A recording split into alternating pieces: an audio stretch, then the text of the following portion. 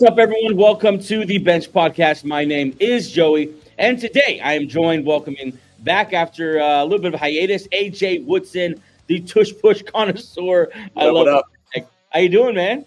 I'm good, man. It's good to be back. Yeah, dude, it's been a minute. What you got? Tell us what you've been up to, my friend, because you're a very busy man nowadays. Well, work's been crazy. Been doing a lot of stuff outside of work hours. My bad. But aside from that, me and my wife had our second child. We had boom. Our baby. There it is. And listen. It's easier. What's that? Sorry, go ahead. I hear homeboy is a promising prospect. That draft chime has been ringing in my ears for the last 6 baby. He is 6 weeks old. He is now in 6-month close. Let's go, baby. So we're ready. We're getting his 40 time down. I've been getting in the weight room. I love it, bro. Yeah. Hey, welcome to the multi-kid club. It's exclusive. Different. Yeah, it's different for sure. Today on today's episode, we are going to begin a series of podcasts where we'll be talking about each team, recapping their offseason. The draft is in the rearview mirror now. Obviously, free agency is a long time ago now. Multiple waves of free agency have gone by, and we kind of know what these rosters are going to look like. And so we're going to take a real quick peek back and a peek forward for each of these teams. Today we start. The reason why it's me and AJ, it was Angel, but he's having technical difficulties. But me and AJ today are going to be talking Philadelphia Eagles, go Birds, defending world champs, all that stuff. Before we get into that, if you're listening on YouTube, welcome to the channel. Like, subscribe. Thanks so much for joining us. And thanks for rolling into season 3 of the Bench Podcast with us. Pumped. We got a lot going on here. Excited for a big year 3, talking football 24/7, not 24/7, 365. It should be a lot of fun. Thanks for following us there. If you're listening to the audio version of the podcast, thanks for joining us there as well. Brought to, of course, by the Fans First Sports Network. And then follow us on all the socials. Instagram, TikTok's popping. Twitter has been fun lately. A lot going on Twitter. Twitter's just its own beast. But yeah, thanks for following us on all those different platforms. Search at Benched Show. You see it underneath my name there if you want to find us on any of these social media platforms. Let's jump into this Eagles postseason recap. Of course, the Philadelphia Eagles are coming off that Super Bowl victory that we enjoyed so much, that ass whooping they put on the Kansas City Chiefs. AJ, question for you: of your lifetime, was that version of the Eagles the best team you've ever seen? I would say it's the most complete team that I've seen, being an Eagle fan. And I love the way that we built this team. I love the way that we built the defense from the draft, and then we acquired stars on the offense and paid them in A.J. Brown and Saquon Barkley.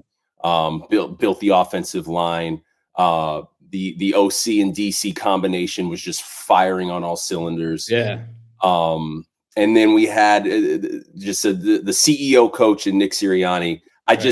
All the ingredients just came together this year in just a perfect way. Yeah, and so many things you mentioned right there, even like have already changed. Well, we'll talk about today. Can Nick Sirianni be a CEO anymore now that Kellen Moore's gone? Is he basically the play caller now? Because bringing up Kellen Moore, we have a new coordinator. So we have that going again, and we'll see if the Eagles can kind of bounce back. But yeah, last year's team, all those things, exactly. You nailed it. The team was built beautifully. Vic Fangio was the man for the job. To think that this team went from possibly the worst, if not, the top 5 worst defenses in the league last year. You could feel that too, watching even when we were 10-1. It was just like we let Mac Jones torch us in week 1 of 2 years ago. Well, do you remember what it felt like in that playoff game against Baker Mayfield? Yeah. It just felt like we can't stop anything. There was at no point in watching that game did I think we had a chance to win. Yeah, they can't stop anything. I know we're Eagles fans, so there's gonna be a lot of weed talk. We are gonna talk about all the teams, but today's gonna be a lot of weed talk because we're Eagle fans. But yeah, then last year, just the turnaround is amazing. Obviously, not only Fangio, but the roster and the additions they made, big part of that, bringing C.J. Gardner-Johnson back, and then of course drafting the rookie tandem of Cooper DeJean and Quinyon Mitchell. By the way, did you see that alley-oop from Saquon? I posted it on my Instagram. Are you kidding me? Because I've watched his high school basketball highlights. I didn't know it was a hooper like that. Yeah, so he reminds me a lot of the guy, the multi-time dunk contest champion Mac McClung, who I was a big fan of when he was in high school. I used to follow him a lot in high school. Cooper DeJean plays just like him. Really? Okay. Just like him. He Good. can hoop. I mean, to quote a great film of our pastime, that's a bad white boy. That's a bad white boy. AJ, another question. How do you feel when you hear the term that's been thrown around this team a little bit, dynasty?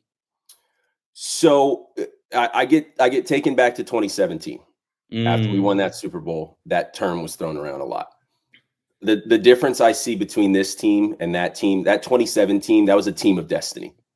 I mean, there was just it was a magical playoff run. It was just Carson Wentz getting knocked out and week 13 or whatever it was. Yeah. Nick Foles steps in. That was just a team of destiny. Like I said before with this team was built the right way. Right. Trying not to be biased, I really think this team has a chance to go on a little mini dynastic run, if we want to call it that. I don't know about like a 5-6 year dynasty, but I think we can go on a little bit of a run here and be one of those dominant teams for the next 3-4 years. Yeah, you never want to be the guy throwing out dynasty early, right? And it feels like after one Super Bowl, I don't know, unless you loop in that 2017 to like part of this dynasty. But yeah, I agree with you. 2017 was a lot of things that weren't likely to be repeated. Nick Foles, you had a lot of older free agent veterans that were not going to be around a long time. I'm thinking of Zach Ertz, or not Zach Ertz. Was it Zach Ertz? Zach Ertz, yeah. tight end. Zach Ertz was on his last legs. Alshon Jeffrey was Blunt. Who's the other? Oh yeah, LeGarrette Blunt. LeGarrette Blunt and the trio of running backs. Who's the one with the dreads? JJ. Yeah.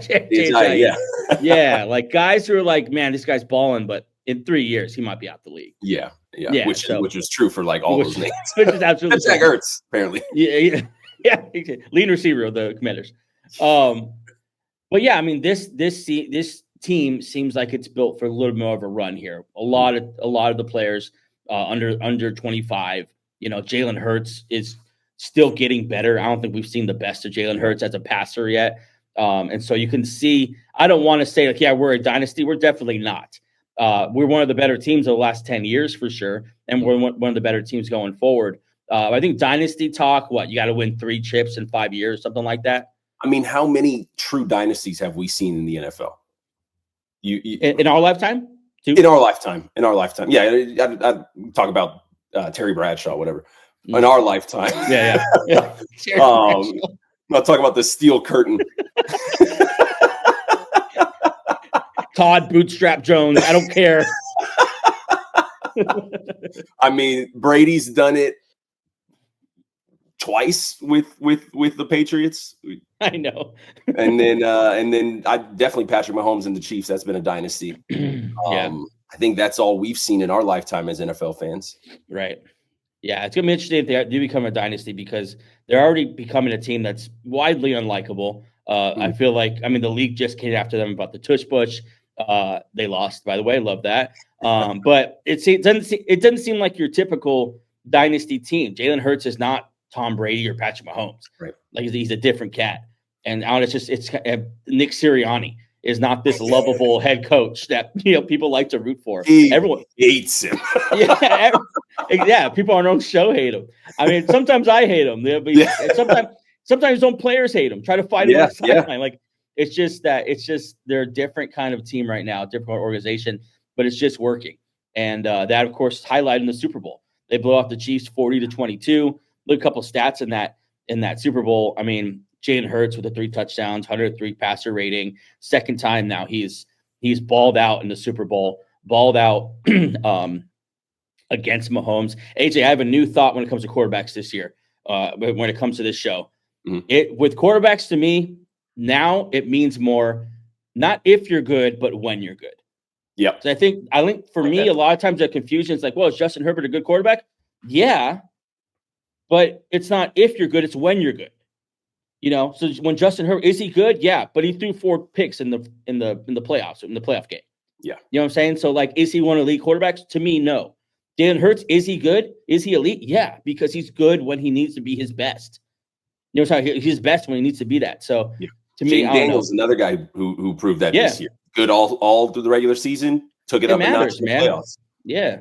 Real quick, I mean, this is a huge conversation, but where does Jalen Hurts rank NFL quarterbacks right now? Oh, I think that's an easy question. Pick who you want pick who you want to be number 1 between Josh Allen and Lamar. Okay. And then I'd go Mahomes and Burrow. Pick who you want there. Okay. And then at the 5 or 6 spot, I have a hard time putting Jaden Daniels above Jalen Hurts. You should. A lot of people want to.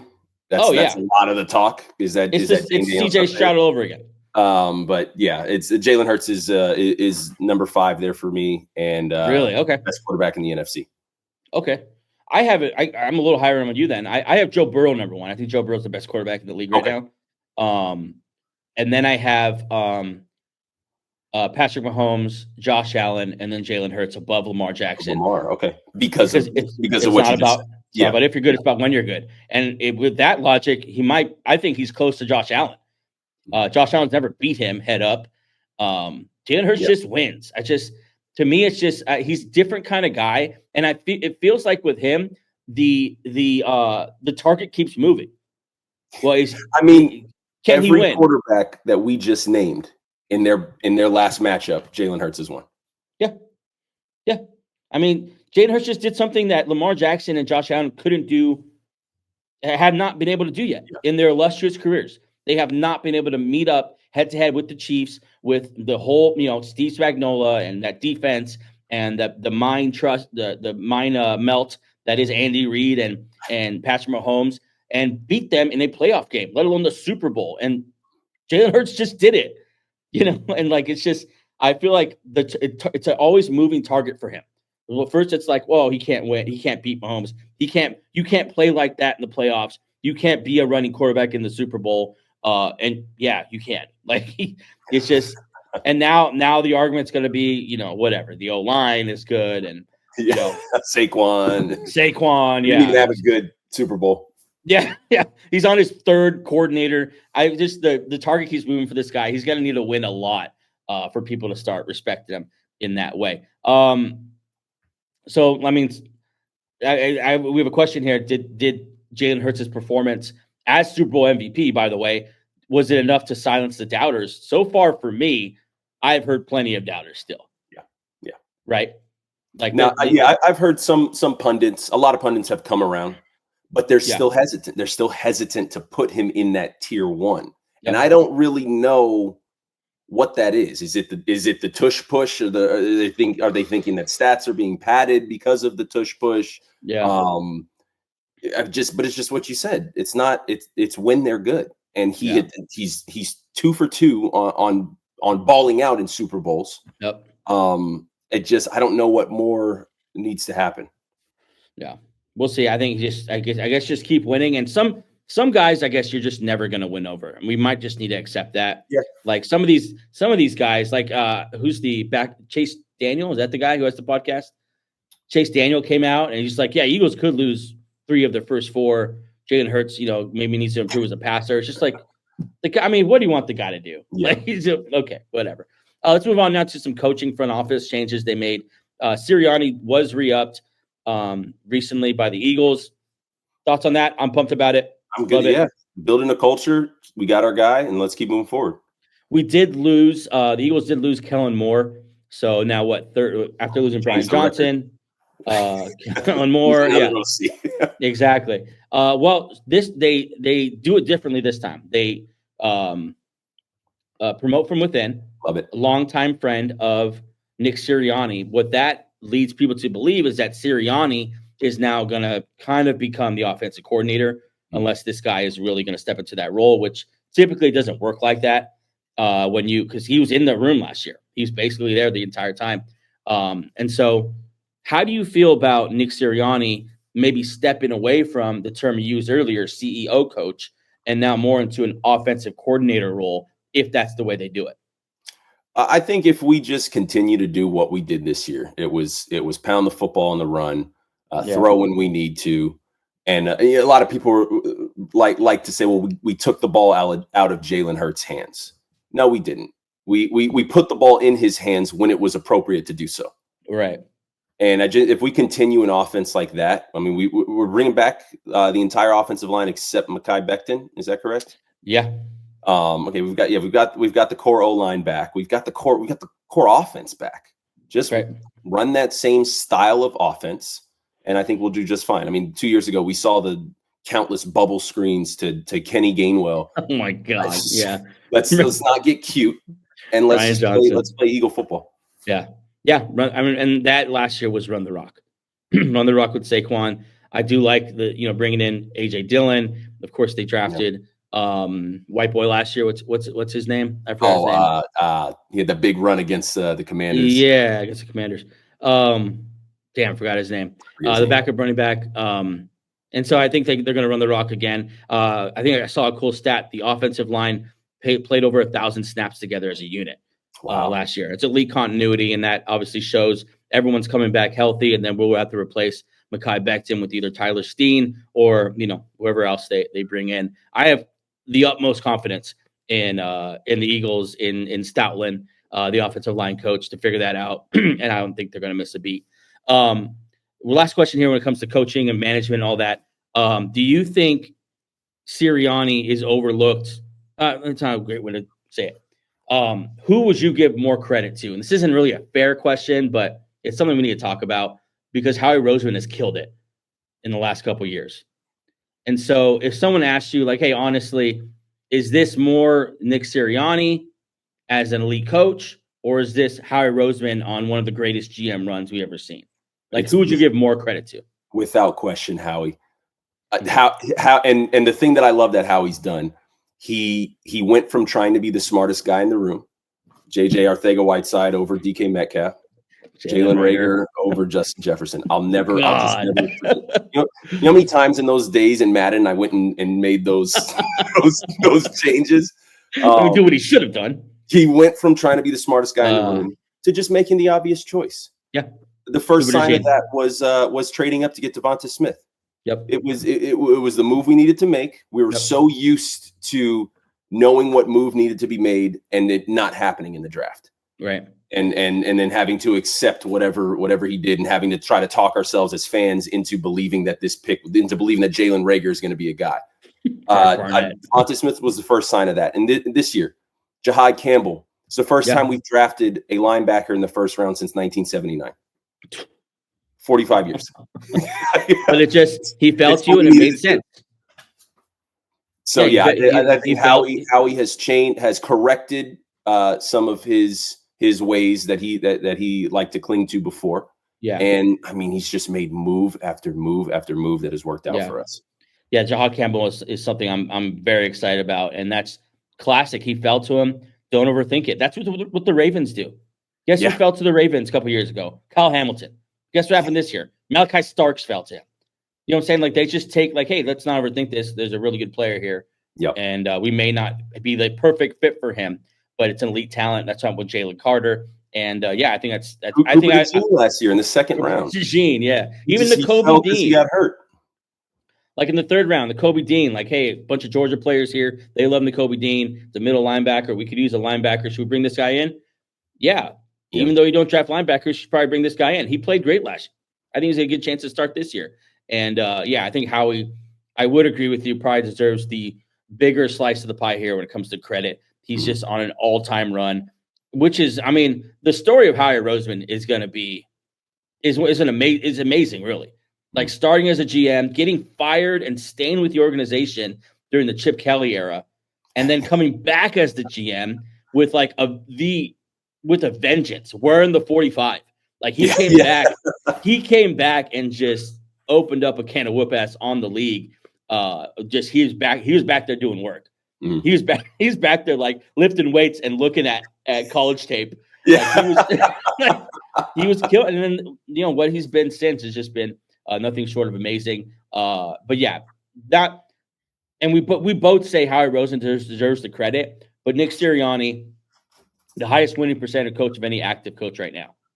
All right. And in a league that includes the Harbaughs, Andy Reid, Sean Payton, legendary coaches, Nick Sirianni, the best winning percentage. And it's not a small sample size either.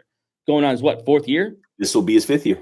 His fifth year. All the credit to Nick Sirianni as well. You want to go through there was the Tampa Bay Tom Brady playoff loss, then the Super Bowl loss, collapse last year, Tampa Bay again, and then Super Bowl win this year. And playoffs all 4 years in his career. Double digits wins.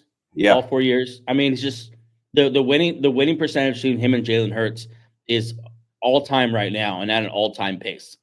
Like it's that they're not seen that way because those are two guys that people don't want to put in the same breath as an Andy Reid, Patrick Mahomes, Bill Belichick, Tom Brady. You don't want to throw Nick Sirianni and Jalen Hurts in that conversation, but they absolutely belong there, And so let's move on because I can talk about that Jalen Hurts and Nick Sirianni all day. That's one of my biggest annoyances. Let's look at free agency a little bit quickly here. Let's talk about their losses first.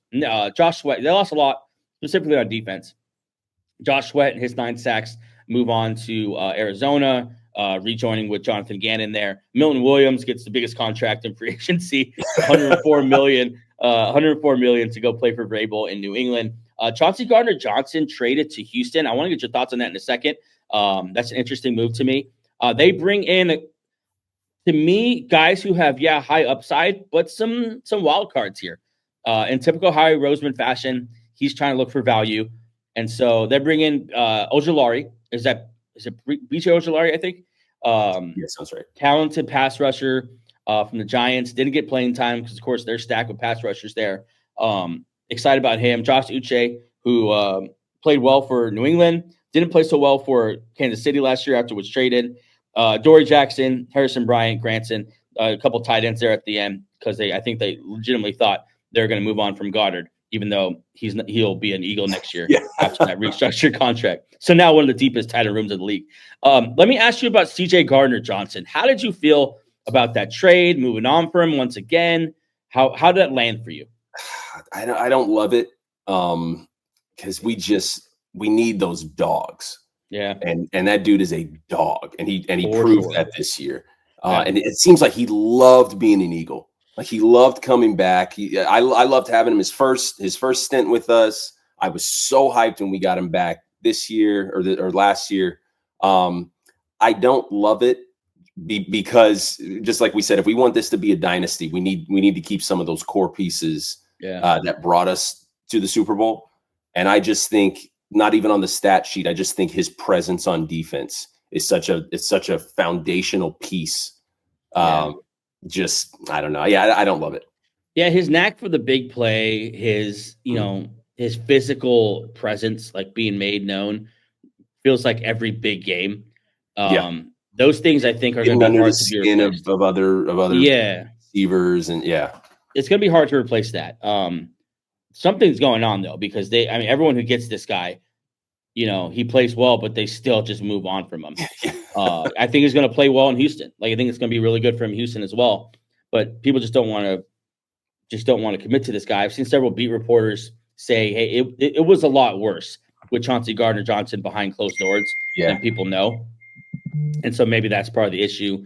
We'll see if they can replace him. They drafted Andrew Makuba. We'll talk about the draft in a second, but they drafted a safety. They have other young safeties back there. We'll see if they can replace them. The other big question we're going to have going into this year is the defensive line. They lose Josh Sweat, Milton Williams. In your mind, do you think that they did enough to replace those boys on a D line that was the most dominant in the NFL, that shut down Patrick Mahomes? D line has never been an issue for the Philadelphia Eagles in I don't say never, but in the last 10 years. Right. And we've just we've lost guys. We've replaced them. We've always got it's a little bit of a revolving door. But I mean, we've always had guys just step up and step in and continue the tradition of being a dominant defensive line. I think this is my biggest area of trust with Howie Roseman is the defensive line. Yeah. So I'm kind of his baby. Yeah. I'm going to sit back and let him cook. Yeah. And I think he's earned that right from Eagle fans. If you're an Eagle fan watching this right now, Howie Roseman has earned the right to go through his process because his process has worked. And it does look questionable right now because at this point, you're going to rely on some players who we don't know if they're ready. We don't know if Jalix Hunt is ready. We don't know if Moro Ojomo is ready to step in and be a key depth piece on the defensive line. You know, Brandon Graham's probably gone as well. And so we're going to have to rely on some younger players, and I'm sure he'll bring in some vets as well. But, you know, we'll see. But I think Howie Rosen, AJ said, has earned the right to go through his process and for us to trust him because this is his baby. This is what he does well. He's always done this well. You know, his first draft pick was Brandon Graham. Like, he's just always done well with this. And so, we'll see. I got a question for you. Go, shoot. I saw an interesting graphic. The projected starting defense. Yeah. How many players do you think are not on their rookie contract? It's a great question. I mean, can I think this through? Yeah. Wow. A lot. Goodness gracious. Zach Bond. It's one. That's the list. Zach Bond of our projected starting defense is the only player not on a rookie contract. That's a great pull, AJ. Wow. Yeah. That's amazing. I mean, it's, so I'm looking right here. Again, projected. Dude, this could change. Projected starting defense. Right. Nolan Smith, Jalen Carter, Jordan Davis, Moro Ojomo, then Cooper DeJean, Zach Bond, Nakobe Dean, Keely Ringo, Quinyon Mitchell, Sidney Brown, and Reed Blankenship. That's all amazing. Those guys besides Zach Bond are still in the rookie. That's amazing, and that's the last couple of years of the draft. He's just throwing picks at the defense. So and that's exactly why my answer is what it is. You were talking about the defensive line. You talk about the whole defense. His way has been proven to work. Yeah. So there's a lot of question marks there, but hold tight. He's going to figure this thing out, and not everyone's going to work out. Look, homeboy from the Jets last year was a total bust. Bryce Huff. Oh yeah, total bust. You know, and Howie Roseman paid a bunch for him. But Howie Roseman is going to be aggressive. He's going to take shots. He's going to give himself. You know, I love what he does. He gives himself a plan A, a plan B, a plan C. Like, he gives himself a lot of options here. Where if just something hits, it's going to be fine. And you can. Perfect example. Zach Bond was not a plan A. Zach Bond was a little throw-in acquisition. Yeah, and turned out to be a guy from week one. I remember watching that Packer game in Brazil. We were like, Zach Bond is everywhere. Zach Bond. Where's Devin White?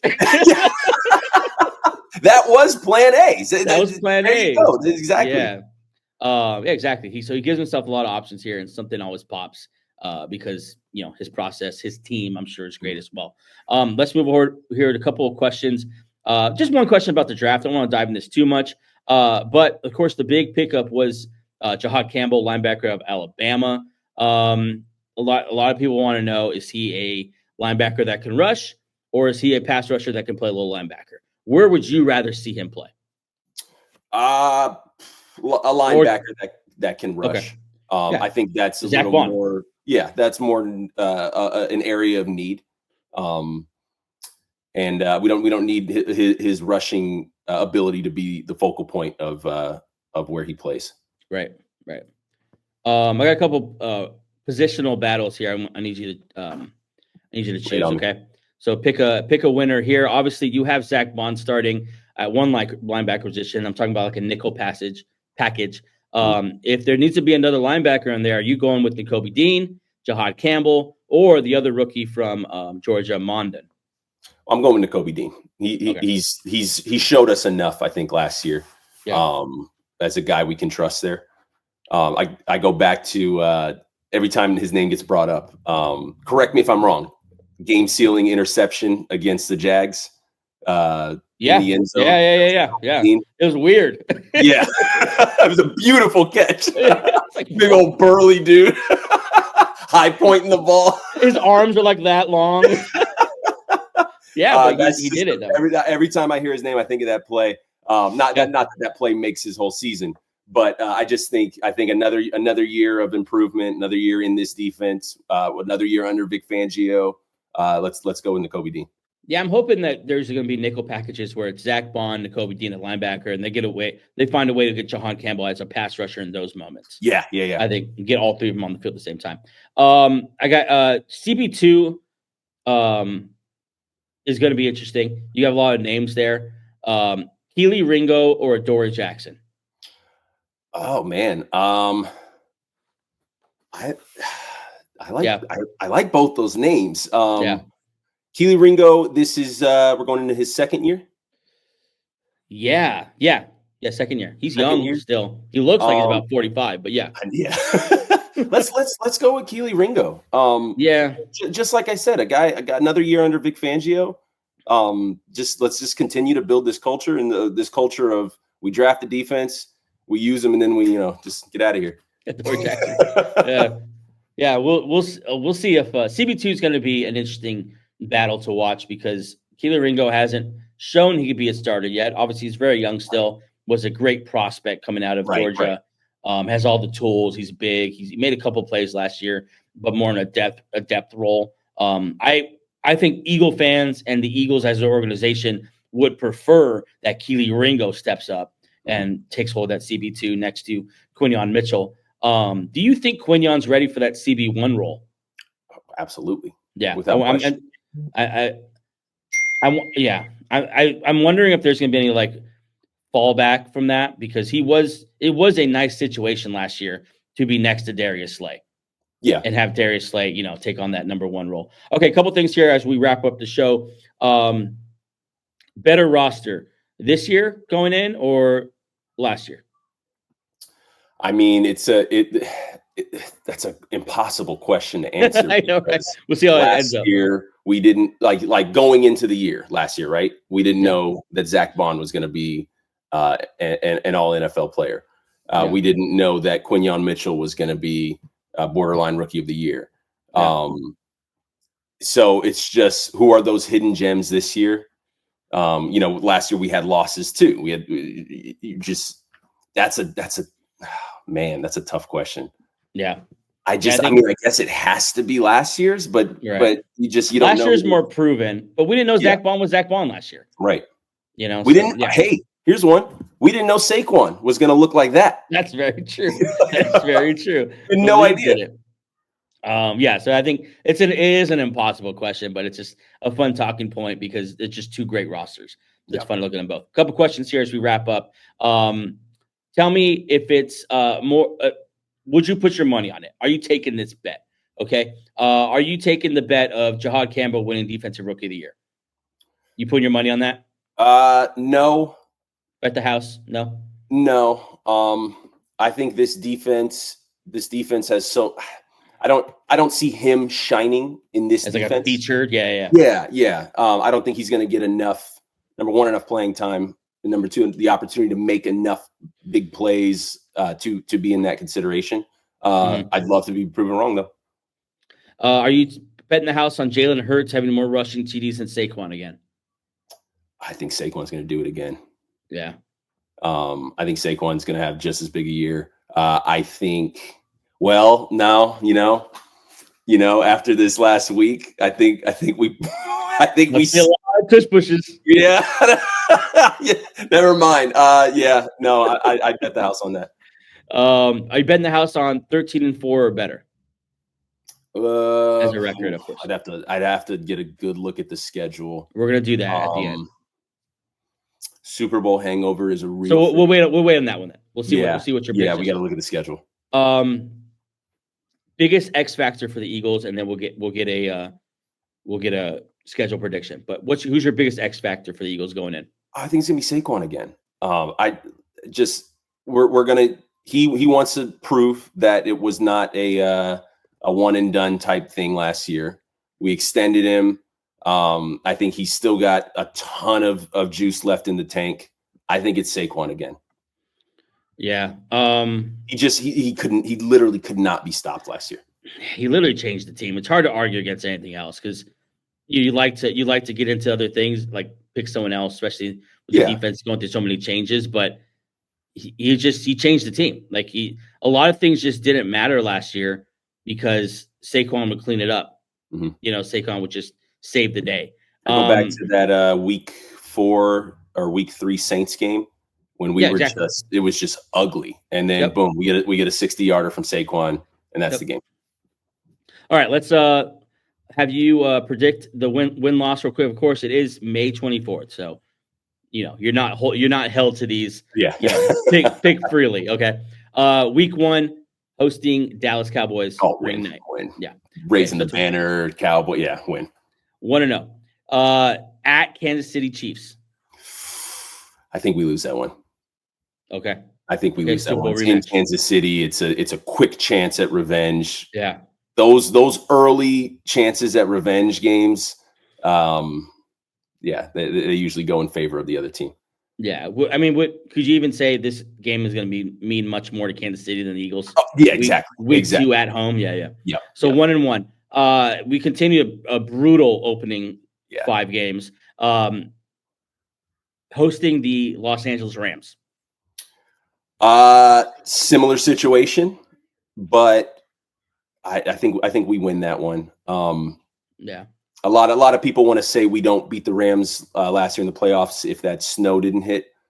But me and you were in LA when Saquon just put on a clinic. Right. Dominated the Rams that game. I think we'll do just fine. Yeah, people don't understand. Like, well, look what the Eagles did when they didn't have to play in the snow. Like, the Eagles had to play in the snow too. Like, what were the Eagles not? Were they not able to do? Yeah. Okay, so you have them at 2-1 now at Tampa Bay. Oh, that's our kryptonite. That's our in Tampa Bay too. Yeah. Oh, and it's still humid in September. Yeah. Oh man. I think we lose that one. 2-2. Hosting that's when the talk starts. That's when the well, 2-2. We were 2-2 last year, so we're right on track. Hosting the Broncos. Win. Okay, 3-2. At New York. Giants. Win. Okay, so that's 4-2. At Minnesota. Don't know what JJ McCarthy is yet. I'll take a win there. 6-2. And then hosting the New York Giants. Another win. Okay, so if we come out of this first, that's a bye week after that. If you could, before the bye week at 7-2 with that brutal schedule, I am ecstatic.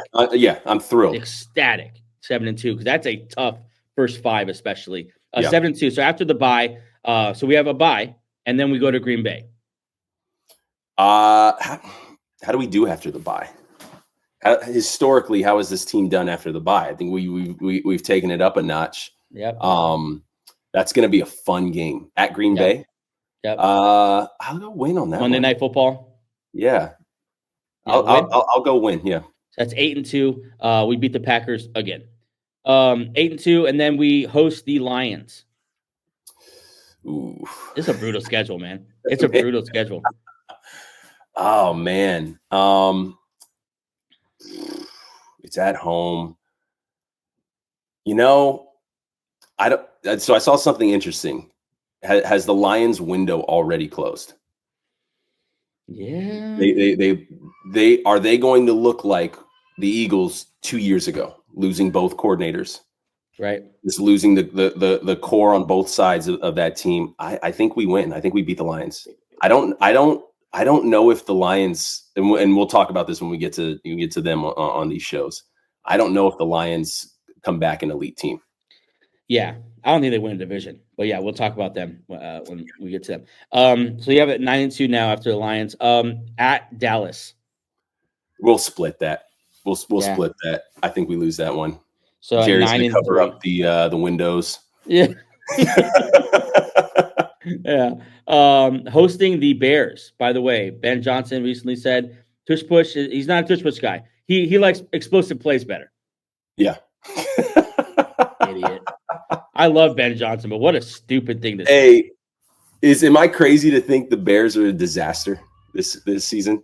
No, because they've always they just can't seem to get it right. But yet, like Gabe says, They won the summer again. Like, they look great on paper. You know, like they look great. They look like they should be great. Who are you picking? I'm picking the Eagles. The Bears. I think the Bears are a disaster this year. They're going to run the tush push. They're going to be one of the teams on the list. Like, tush push. Yeah. It's the Bears over and over again. At the Chargers. At the Chargers, most likely we're at this game. We're going to this game. Monday night in December, right? Like early December. December 8th. Weather's going to be beautiful here in LA. Do we see another Saquon in LA? Just 200+ yard game. He loves that field. We win this one. And so that's a tough game, though. I think Chargers are gonna be really good, but yeah, I think we win. Hosting the Raiders. Next win. Yeah, stop playing. Okay. There's one I'm waiting on. At Washington Commanders. That's a loss. Yeah. That's a loss. This is their Super Bowl. It really is. It really is. They maybe Jaden Daniels will finally find a way to beat a healthy Eagles team, but we'll see. I think this team. I like what they did in the offseason. They made some obvious moves. I think this team. I don't know if necessarily they are better as far as their record goes, but I think they're going to be just a better team on the field. Yeah. This season. At Buffalo. Oh man, it's gonna be a snowy game. That's such a December game. Yeah. Wow. It is week 17 as well, and let's assume everyone's playing. That's a coin flip. Wow. I'll say we lose that one. I think Buffalo's definitely going to still be fighting for playoff position. Right. I'd say we lose that one. We have that number 1 seed. And then last game, they host the Washington Commanders at home. We'll split the series. We'll win it at home. What is that? What is that? 12-5? Hold on. I just losing to Buffalo, losing to Washington, losing to KC, losing to Tampa Bay, and then one against Dallas, right? Yeah. 12-5. It's a tough schedule. 12-5 against that schedule is a major win. And I think the Eagles, I think next year the Eagles are going to be, how does it feel? How does it look? Rather than what the record is. Because just make the playoffs, going through that gauntlet. I'm not too wrapped up in the record. Get into the playoffs healthy, and I think we could do it. We do it again. All right. So that's the Philadelphia Eagles. I think grade their offseason real quick. I'm giving them an A. I think they've done well. I'll give them an A-. Still don't love the shipping off of CJGJ. Right. That's true. And losing your offensive coordinator, no matter who you replace him with, that's got to count against you a little bit. Right. That is the Philadelphia Eagles. AJ, thanks for joining me for this. It should be fun. And we'll continue this all throughout the summer, focusing team by team, off-season recap, a quick look ahead, and should be fun. That's our show today. We'll join you again for episode 240 next time we see you. Have a great weekend. Bye.